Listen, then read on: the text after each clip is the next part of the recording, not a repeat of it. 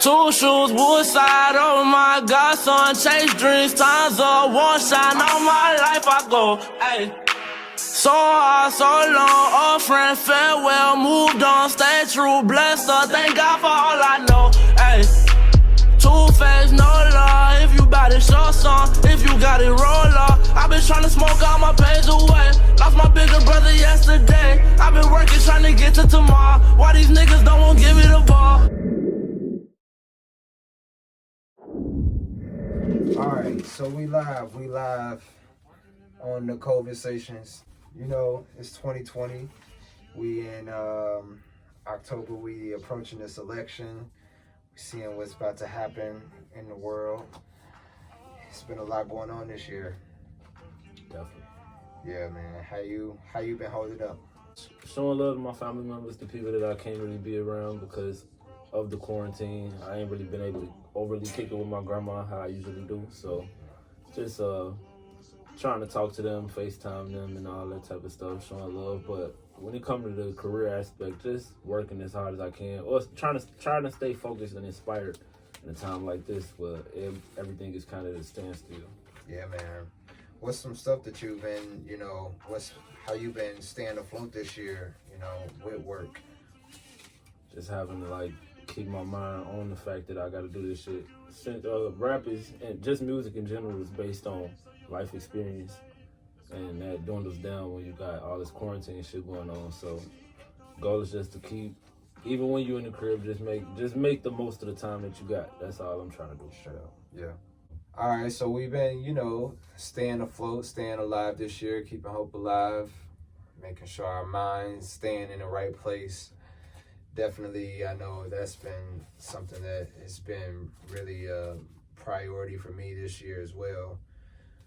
Just trying to figure out, all right, where the next dollar gonna come from, because these bills didn't stop, but everything else did. Right. Right. Man, yeah, so I've definitely faced a lot of industry ultimatums before and after COVID, so what are some challenges that you faced just entering this entertainment game? Because I know it's a lot. Yeah. It could be a lot. It could be a whole lot of shit. So what's some personal things that you've endured or had to go through and that you've maybe come or overcome? I think me, just trying to be myself. The business I'm in personally is just rap, where it's just a lot of braggadocious. Talk about yourself a lot, talk about what you got, talk about what you done did, all the street cred stuff. And me being the person I am, I'm a real calm, level-headed type of person. I get wild there once in a while, of course, but me being able to be my normal self and make it in this industry as who I consider myself and a real person, that's probably been my biggest challenge. And I've seen a lot of success with it though. I did labels and all that, but I've always felt in just the rap industry in general, the eyeball, because I'm the person that's talking about what everybody else isn't type shit. So yeah, it's very easy for me to feel like I'm standing alone or this is a long path. But yeah, I would say my only real difficulty is trying to talk about something that is not what the masses is looking for right now. Yeah, and trying to make that into the masses, trying to put the medicine in the applesauce. That's basically what it's called. Yeah, for sure. There's two things I want to say in response to that. One, I've been reading this book. It's Things You Need to Know About the Music Business. And I got that same book. I'm reading the same book. Yeah. Yep. I'm on the 10th edition right now. And one thing that they talk about early in the book is, reaching out to your fan base and making sure that, your fan base is genuine to you and what you stand for, what you actually believe in, and not just what you think the world wants to hear at this time and what's going on. It's really how they can relate to you. It's what makes them, stay, And another thing that I want to say, I think is very interesting, we grew up together, and I listened to a lot of your music, and it's just so refreshing because I know like 70% of the shit that you be talking about. Yeah. We it's went one through that line. shit. What did you say? Something about the generals been MacArthur generals General, since yeah, before since MacArthur Jefferson General. met Sunnyside. Yeah. Yeah, that shit. It's that, and it's a bunch of lines. I'm like, damn, like I remember that. And a it's line like always that so cool. is nobody else can know that line besides the people that are from out here. So Exactly. that's just one of those little like Easter eggs for the people out here. But when you was talking about like just the honesty leads to like that co-following, that is kind of where I come from. Like I grew up listening to people in that code, and I was the person who would always tell my friends like, yo, I told you about them 7 months ago, 6 months ago. So like I come from like listening to Cuddies and Coles and Kendricks where they had big audiences on an underground level. So at this point, I feel like people tell me all the time, like, your music saved my life, or I was listening to you in middle school. And that's just so funny to hear. Like, I didn't come from that. So I feel like I am gaining that co-following just off the honesty, just off the transparency, where everybody could feel the same way. Yeah. It doesn't exclude nobody. Yeah, man, that's real. I know, and we grew up around a lot of people like chasing this music game, before us actually getting in the studio and after, like all through high school, people in high school. So it's really crazy that we still doing this shit. And we just talked about this like 8 years ago. We coming up on our 10th year. You know what's scary to me these days? Damn. Is who next? Yeah. Who's taking our spot? That. Who is the next Jayaire Woods and Charles? We definitely because I know we had, when it come to the vigor we had, the interest we had for this, who killing choreography and all that in high school right now? Man. That's who I worry about at this age. Where it's like those young kids who are, of course, when we was young kids, we had a different type of inspiration for this. So I'm just that's fresh. That's who I'm trying to compete with at this point in my career. Yeah. I just know, like, I know it's a 18-year-old that just figured it out in their mind. Yeah. So Man, yeah, I'm looking at them.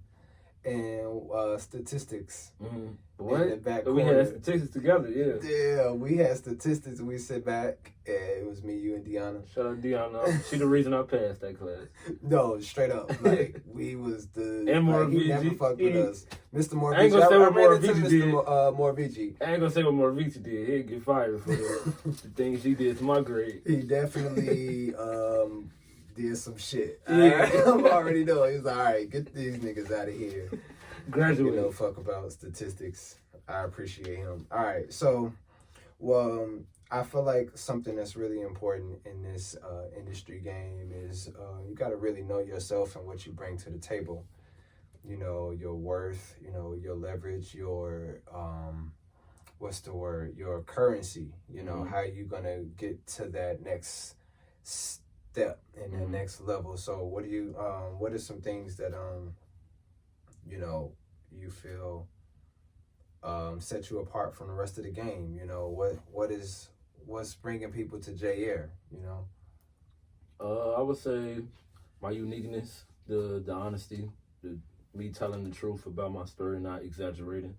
I would say I rap from the common man place, but also my voice. I got a very unique style, my flow. I kill the shit when it comes to the 16s. Yeah, like I got the 16s, I got the choruses for your ass, but like when it comes to the content, I would say I'm just not really talking normal rapper shit. It's not just necessarily to wow you or fuck your day up. It's kind of like Bellwood. I come out this shit and just tell you how my day went. Yeah, for sure. Yeah, man, I'm telling you, like, listening to that shit, I'm like, man, it's so, like, it's calming in a sense, because it makes you, like, you can easily get exhausted, listening to all this shit about Ferraris and I got bank and I got mansions, I got bitches. Like, it's like, okay, what is this about? Like, why are you getting in the studio to talk about that shit? Like, what are you giving to the world? What are you contributing? And I feel like the best thing that we can actually give is ourselves and not what we've accomplished, but what we've been through, you know, how we achieved our accomplishments, definitely sets us apart, and it's something I would rather listen to, for sure. Yeah, I don't knock nobody if that's their lifestyle. That's their lifestyle. I just feel like everybody is human at the end of the day. Nobody is just living this super glamorous life where there's no feelings attached to it. So if we could all just give a piece of our heart to any part of the music, then yeah, music will go back to where it come from, which is soul. Yeah, straight from the soul. Yeah, for sure. All right, so, you know, this shit ain't easy. You know, there's a blueprint, but it ain't. You know, there's a course on it, but it's not. You know, so how much work do you put into this shit? Because, you know, we just talk about Mr. Morvigi, and I always think about this when I think about how much work I need to put into my shit. And I'm like, damn, DJ used to literally sit in the back while we doing all the fucking work. And this nigga over here journaling and shit. Yeah, right, and then also went to study journalism. So, yeah, man, how much are you writing these days? And, like, how much content are you, like, would you want to produce, you know, if you absolutely could, you know? Like, if you had it your way, like, what is the life like? Yeah, I would say writing is my biggest passion for sure. That's really the thing that I would do every day if I could. So like you said, I would definitely be interested in making my own movies, making my own books, actually doing journalism and asking people for interviews and stuff like that, podcasting, and then music. Yeah. Writing for other people as well, but yeah, like, you know yourself, like, we done been through this shit together. You was dancing, I was writing, so when it came to, like, writing, I don't put no limit on writing. Same way you can't put yourself a limit on dancing. Maybe you want to dance, maybe you want to choreograph. So maybe, like, I'll write one day I want to do a poem, one day I want to do a book. But I never want to limit myself in the writing aspect. So yeah, when it comes to that, I plan on doing every form of writing in this world. I want to make a play at some point. So like, yeah, I would like to do a screenplay, every part of writing, write for a basketball magazine and all that type of stuff. Just to put it in the air, but that's my main goal. That's kind of the only thing I can find joy in when it comes to a profession. Yep. You know, I think it's really important that with art that you're patient with it. You know, that you don't force it out, but that you just let it kind of flow out. And, you know, when you get to the point where you're just trying to push some or vomit some content or some shit out, just to, like, nah, all right, let me come back to this. You know, I do that a lot. I scrap a lot of shit and I'll come back to some stuff. I'll start over, you know, so I definitely feel that, you know, taking your time with that stuff and really letting it come to you, you know, let it just kind of tell the story through you, through your voice, through your sound. Yeah. You know, I definitely because it's not true. That. It's always the spirits. If you work hard enough, the spirits will come to you and they will gift you with something that's special to the world. But it's not to the spirit. The more you work it, they'll slide in your room, and it's kind of like a genie. If you work hard enough, your fairy godparent will pull up and give you X, Y, and Z so you can get to the next level. That's how it goes. But yeah, you just gotta work on it. Yeah, for sure, man. So, you know, it's hard to do this shit alone. You know, it's hard, and it's hard to find the right team. We've both done it alone. I can say that. We both done it No, for sure. alone. Like, man, we doing everything. Like, I've looked for a team. I've done it alone again. So man, yeah, you gotta wear all the hats to make sure your shit gets done, for sure. But we need a team. So, like, you know, what have been some of your, like, best and worst experiences with working with people in this industry, whether they're a label or a collaboration or a publication, anything? Like, what's... Power off. Okay. We wasn't even playing it anyway. I would say my worst experience with it is just picking someone who didn't have no information about anything, so they was kind of just along for the ride. It was like they was learning as much as I was learning. Was it like a lawyer or a business manager, a personal manager? Yeah, personal manager, but it was a person that had their own stature in it, but it was kind of like when when you look at your manager and you get a manager, their job is to do everything you wouldn't want to do. So I appointed a person as a manager, and all they really wanted to do was like be next to me and be a part of what I had going on. They didn't really have the sense enough to know that like you kind of have to do everything I'm not doing. So it's not necessary for you to be standing next to me when I'm doing something. Like if I'm doing something, it's necessary for you to be down the hall talking to whoever I don't want to talk to. That's what a manager's job is, to talk to the people I don't want to talk to. Absolutely. To get them on board for the vision and all that type of stuff. To make this shit work. Yeah, so I would say my biggest mistake, it's not necessarily a mistake because I had to do it to learn it, but I learned that like sometimes you have to know that a person knows what they're doing. And I would say as a manager, the manager's job is to do literally everything that the rapper isn't doing, or the artist, whatever it is, profession, whatever they're not doing. If your artist is a wild person, then you have to be calm. You can't be wild with them. If your manager is an antisocial person, you have to be the life of the party. You have to play the opposite of whatever your rapper is, because an artist, that's what they're gonna be regardless. They make the money, but your job is to adapt to his role. You can't try to change an artist. You have to adapt to the B man. You're the B man. He's the A man. That's how it goes. So, Exactly. It's so much responsibility. You know, like you can't be slacking. Mm-hmm. And the personal manager, you know, that's somebody you want to. You know, you gotta feel how I feel. Mm-hmm. You gotta feel the magnitude of success that I want to achieve, even as much as me and beyond. Like, and you have to be outward harder with it. That's the difference. Because all artists aren't outward. I can feel like I'm the best person in the world, best rapper in the world, best artist, period.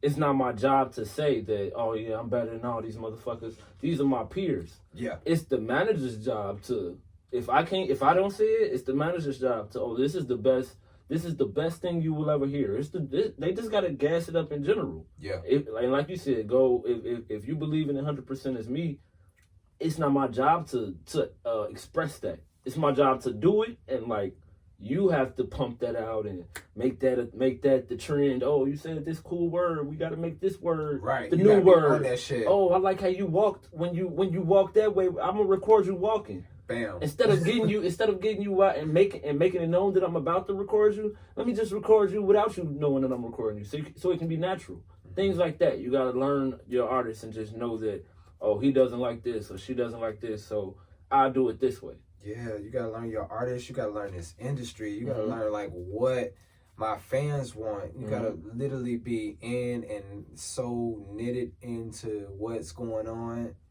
and I gotta be a priority. Right. It has to take some sense of priority. I need to feel like this is something that is at least in your top 5 to do today. You know, take care of my shit. Because the manager has to make themselves the priority. The artist doesn't have to. The artist has to make themselves a priority to the label. The manager has to make themselves a priority to the artist. Yes. It's your job it's your job to show me that you should manage me. So yeah, you have to go 10 times harder than the next motherfucker, because anybody could come up here and tell me that they could rock with me and book my shit. Oh, you could book what I'm doing, or you could book a feature. I could do that myself. I definitely need some results. You have to do something I couldn't do. Yeah. If you're going to come on the team, you got to do something that, I didn't even know I could do that. I didn't even know you had a connect like that could put me in that room, Sprite commercial, or any of these type of conversations. I definitely need some results. Yeah, I feel that shit, bro. Definitely. You know, something that's that troubles me a lot in this industry is, you know, being fresh in the game and stepping on toes. Mm-hmm. You know, it's an ugly which I think medium. I'm not gonna lie. I think we do a lot. I think we do that a lot, being from Chicago. And don't give a fuck. I've done it by mistake more than 10 times. I can't lie. Yo, and I didn't even know. I'm like, yo, I'm just out here. But literally, every ticket to your show is a ticket less to somebody else's show. Yeah. And motherfuckers see that shit. And it's so heavy and it's so hard knowing that shit, like being like fresh in the game and just coming in trying to, you know, hit the ground running. And must be on that. People you probably, you know, looked up to at some point, or Definitely. used to study or fuck with, or look forward to meeting rivals one day, working with, and to be like, damn, like that's how you rock. And that's how you got here. That's how you got here. Yeah, like it's easy to tell. Like, oh, you got here because you held everybody else down. Yeah, That's what you're doing to me. That's really you taking some of my sauce. Dang, you the top person in the world, so you probably did this to 13 people so far. I have literally been in situations where I have been hired by somebody to create X, Y, and Z, and they, you know, people will literally hire you and then take credit for your shit. It's like, hey, you hired me, give me that credit. Don't say, hey, he's my assistant choreographer. No, nigga, I was the choreographer. I actually did all of it. You know what I'm saying? And I know so many people who go through this exact same thing, and like these like heavy, like the top dogs in this shit. That's how these motherfuckers been getting by. Yeah. You know, that's how they like the heavy names. They like bring people in under them and be like, hey, Can you? I'm busy. Can you take care of this? But they ain't too busy to still get that credit. Yeah. You know what I'm saying? It's literally going back to high school. If we got 4 people in the group project and one person ain't doing shit, but they want to be the one to talk once it's time to present or whatever. It's gonna always be like that, especially for the people who get older. Once they get older, they want to take the sauce from the young, impressionable kid who's innocent and green about the situation. So green and just. And now you 32, you coming from a place of jealousy with this young 21, 22-year-old. They don't even, being the 21, 22-year-old, you don't even know how talented you are. You're just happy to be in the room with a person that you might idolize, a person that you might look up to. But the whole time, they looking at you like the enemy. Yeah, for sure.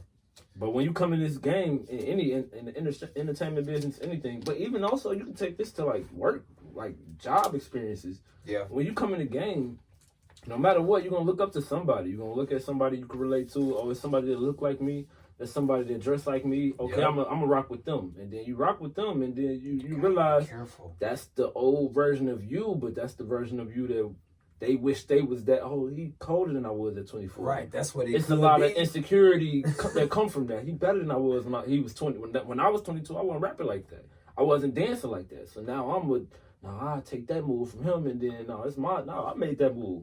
It comes with a certain type of delusion, but it's all about like staying relevant. And like you said, bro, I think I ain't gonna say all, but for the most part, them older dudes who still in the game, thriving, they usually taking young sauce. Man, you know, it's crazy because, you know, originality is everything, you know, in this industry. And creativity in the motherfucker. You said that the best way you could say it. Man. Originality is everything when it comes to creativity. Everything, you know. That's all we do this for. It's so important, like, to stay true to the people who fuck with you from jump, you know. Like, think about how long you worked on making your own move, your own flow. Yeah. My own flow, my own style, your own voice, your own interests. Yes. The way I dress, the way I carry myself, my hairstyle. Aesthetic. Come on now. So then you take what I just did, and you already own. Your success is stamped. You 10 years older than me. You 8 years older than me. Your success has been there already. A lot older than that. and now you taking my shit? Why you gotta take my shit? I just came from I just came from Bellwood. This guy, I just went to O'Hare to get a flight out to LA. Now you just took my sauce. Now I can't have my sauce back. I'm just trying to make it, man. But it happens though. You grow through it, and it's gonna make or break you. It could be room for everybody. It should be room for everybody. It should. It should definitely be a platform for everybody to be successful, to be able to share, to be able to connect. Yeah. And people make it so hard. It's like, for what?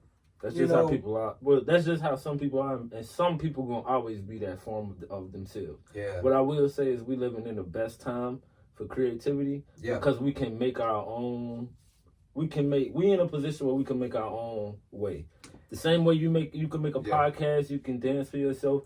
I'm streaming to this day a song that I did 3 years ago, no video, no promo, and it still does well in streaming sites. So I'm just very appreciative that I don't have to be big. It's called Big, but Big. I'm doing good. That song is doing great to this day. It pays a monthly check. But my point in saying that is the fact that like you can back then you wasn't even seeing 6 figures unless you found your way onto 106 Park, unless you found your way into Universal, you found your way into Def Jam, all that shit. Same with a dancer.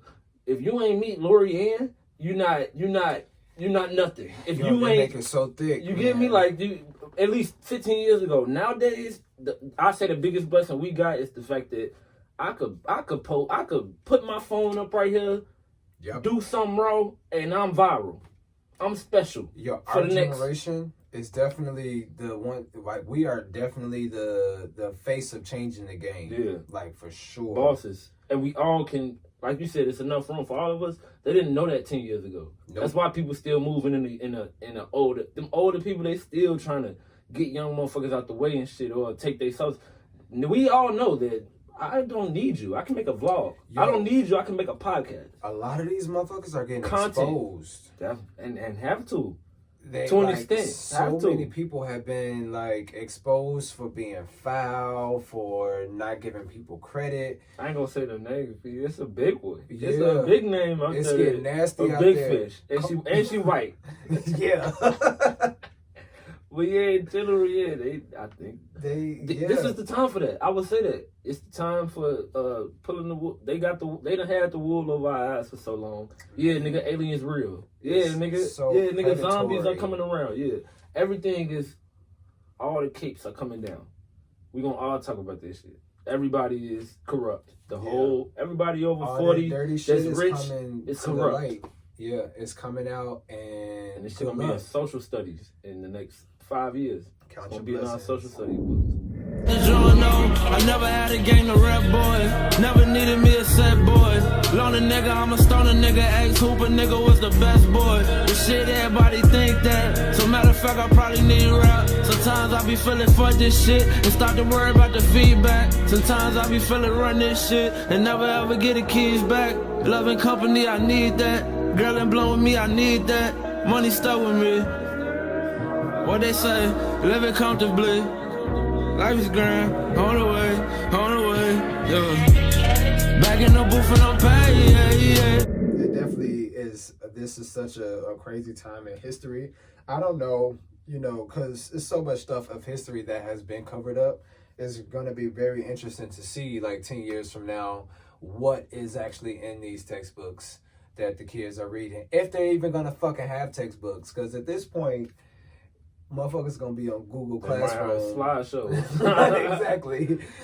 We got gonna take books home. Everything is gonna be on digital, and motherfuckers just gonna have iPads. On your phone and shit like that. Yeah. And man, log it to your phone. Remember that shit? Going to school, like 2 weeks before, and going to get your books. Yeah. Man, Joe, I don't want that book. I was never a good student. It was never a time. I was not a bad student. I wasn't like loud or nothing. I never had no reason to be class clown, no shit like that. I never gave a fuck. I would make jokes and all that, but school, like a school type of dude, I was never good with the grade shit. That shit was always so tedious to me. They just make every class harder every year. Math, you pass math?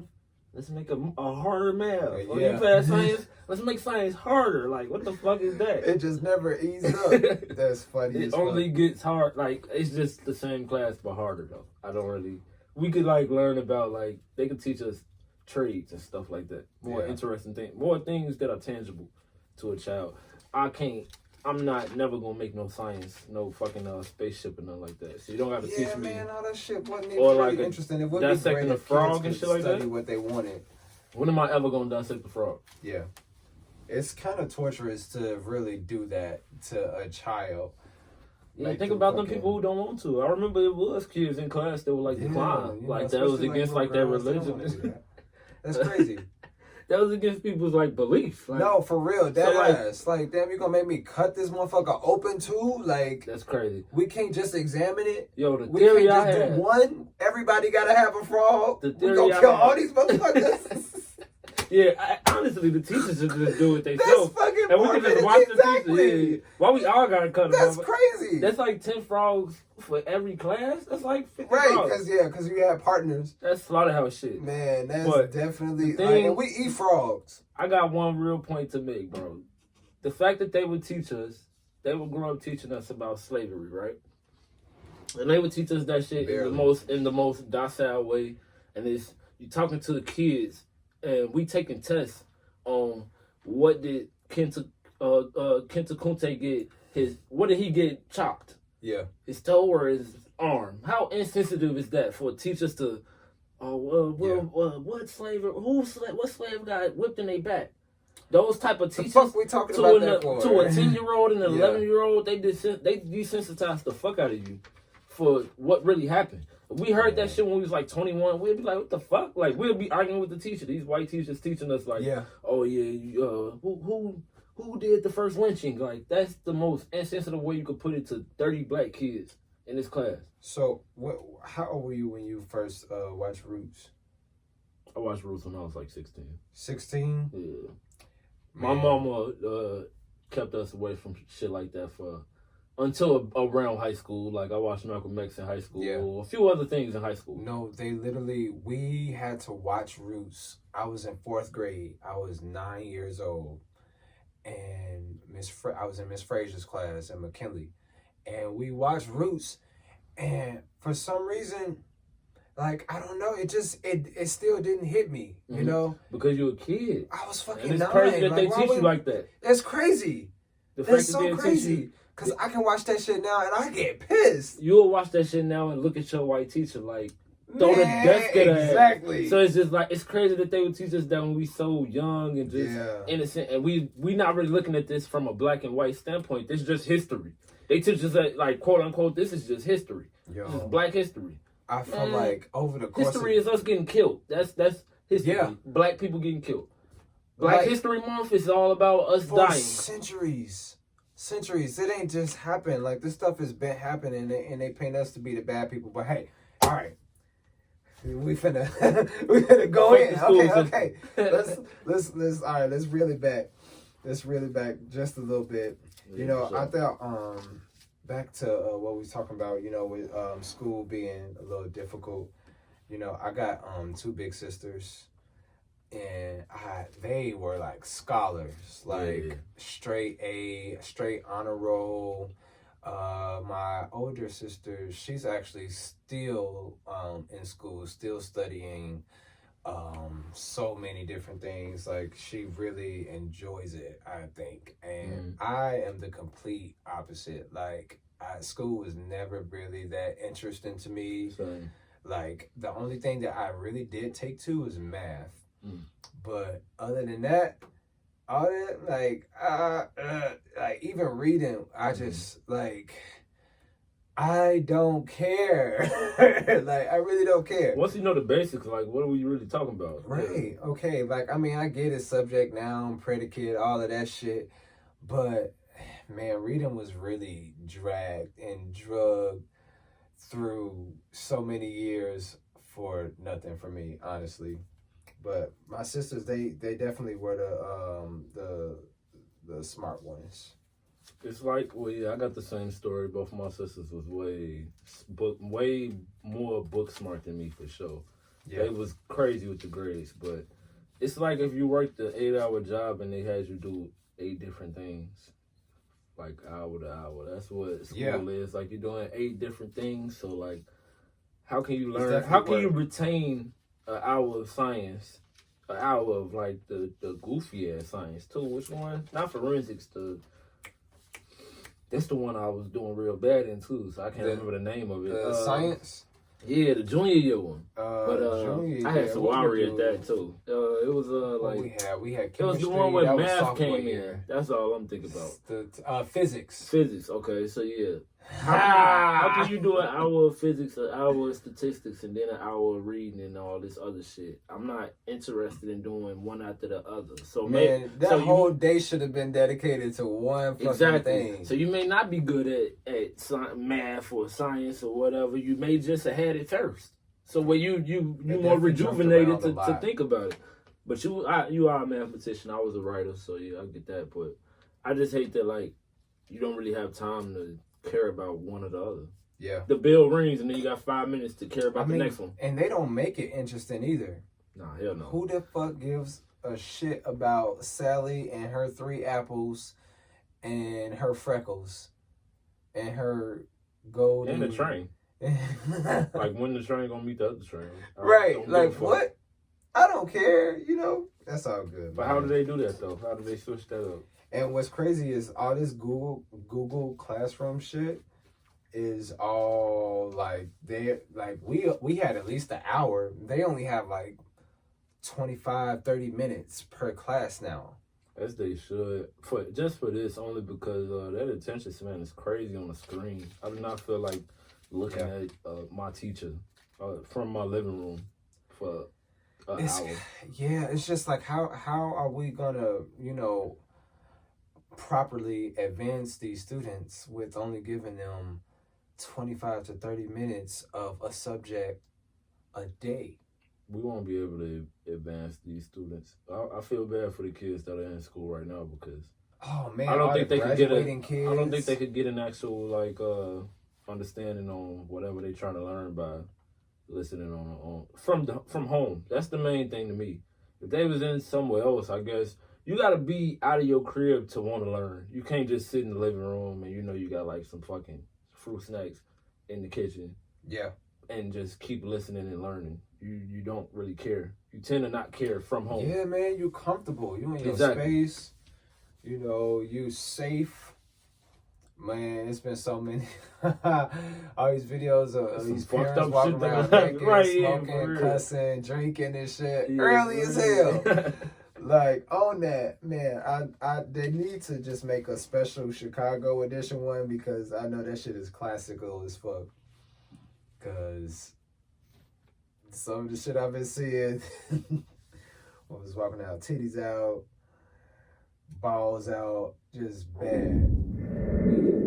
You know, we've always had dreams and we've always pushed each other growing up, you know, like we used to literally see even when we didn't know we was. Exactly. Like we definitely planned this shit out and we are still at it. We still going and we still on track, you know, everything.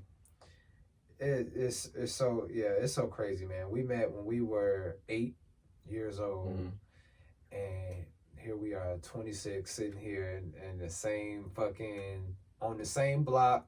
Man, DJ, how do we meet? I think I was my next door neighbor, Anthony. He said he wanted us to race. We met through a mutual friend. Yeah, Anthony was my next door neighbor, and you and him had knew each other. You was across the street. Me and him was kicking it. I think he went and got you, like brought you out the crib so we could. You say race. I don't know what it was, but bro was Hispanic, so I think he had 2 black friends, so I think he just knew to bring us together. That would make a lot of sense. To meet each other.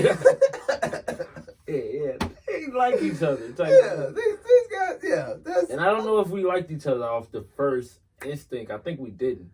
Man, but I know we hit it off.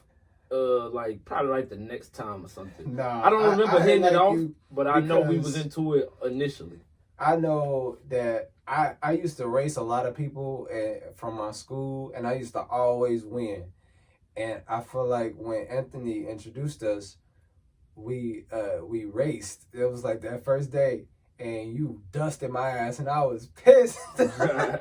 I'm like, wait, how you run so fast? I'm running fast. I'm supposed to be the fastest motherfucker here. Racing is just funny as thought as like a kid. Damn. Like, are you finna race this motherfucker? You was fast as hell. Yeah, I only know like 2 people faster than me. I do know 2 people faster than me though. Shout out my boy them. They know who they is, but like yeah, I was running shit. Yo, alright. But I was an athlete, bro. You a dancer. We did different things, but we both ran our qualities. I remember your moms came, and I don't mean to go too far on a tangent. Hey. But your moms came to my our game in 5th grade, my playoff game. And we ended up losing because they stacked their team, which is what a lot of teams do in the playoffs. They put motherfuckers on their team that's not on the team, shit like that. So I'm out there, little old me. I'm out there. I put up like a dub. I do my thing. Your mom's called me. I'm crying after the game because we lost type shit. In overtime, dramatic fashion.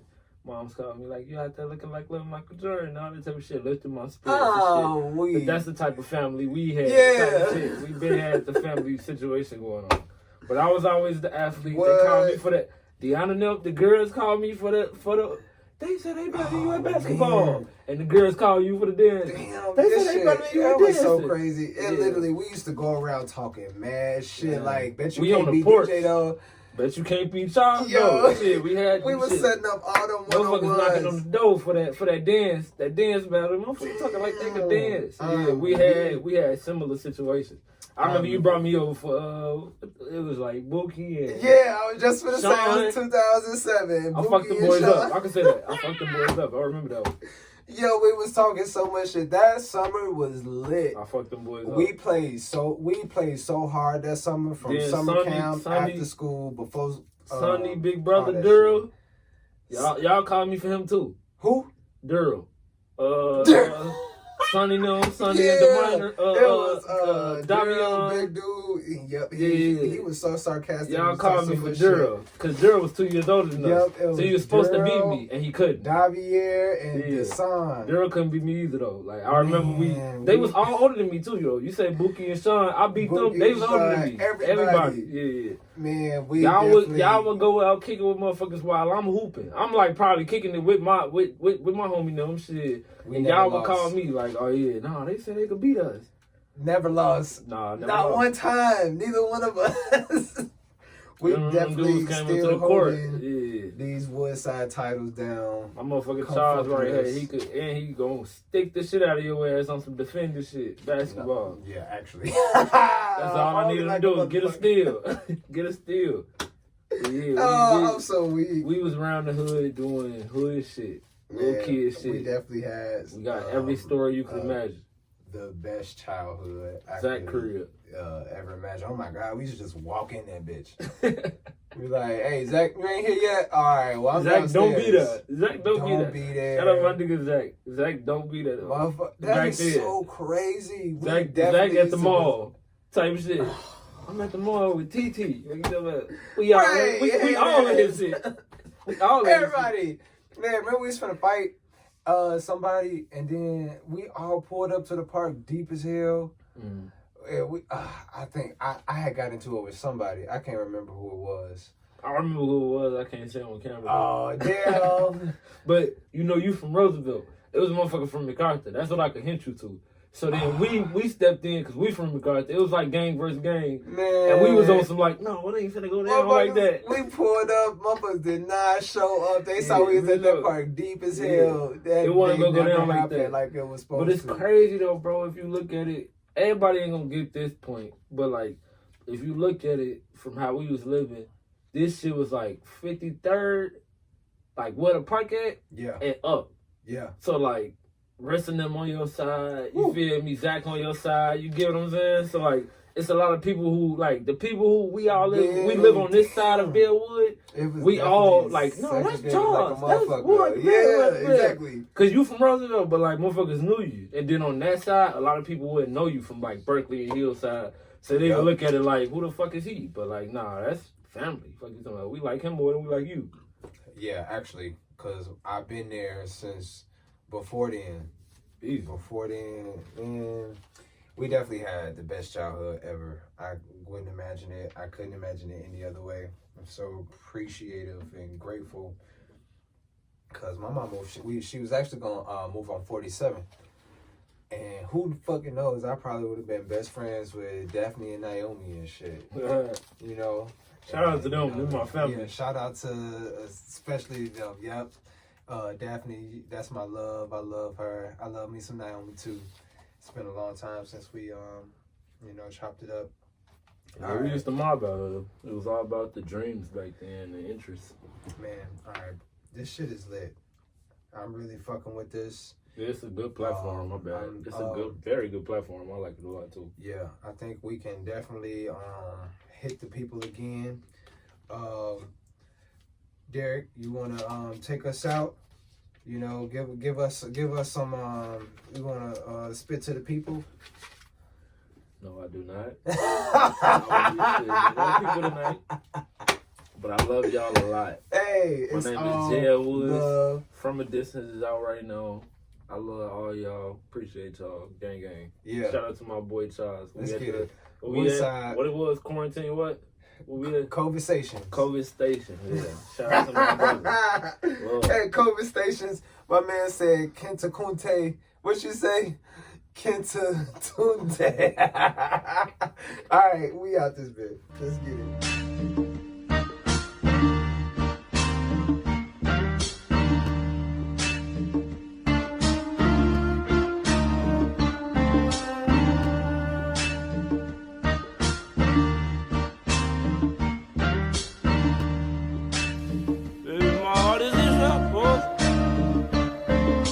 Say love me, long, long time.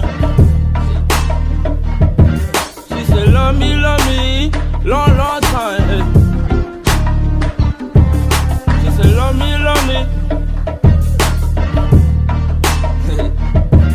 She said love me, baby, my heart is in shackles. Hey. Feel supernatural, I panic. Every time you come around, it got me losing my balance. Putting pace on my stuff, Broden claiming we next. I'm praying I get you a ring once I start making some checks. Brought my shit to the table, I'm just playing my role. Say it's too good to be true and claim I'm playing these hoes. Man, these bitches gon' call, but that don't mean that I'm answering. Playing moody cause you like how I handle it. I've been rapping like I'm trapping, I'm hardly leaving the crib too much. You talk about my mental talk like I ain't living enough. I'm giving so much of me to the stool to get it for us. Say your friends hate me, I ain't giving no fucks. I'm taking your time. Lame niggas get it right from your mind. Painting pictures when we lifted, you fell in love with my wishes. I love you, even let you out my fitted while you dripping. Say these bitches only love me through prime. She stay down, she screaming, love me, long, long time. Fuck me, you're on my mind. I'm treating scars and healing wounds. Tryna have a meeting in your bedroom. I'm hoping that you love me, long, long time. Hey, I'm hoping that you, baby, my heart is in shackles. Baby, my heart is in shackles. Late night calls and feeling false, trying to free it. Even to hit the tree when I'm involved, never greedy.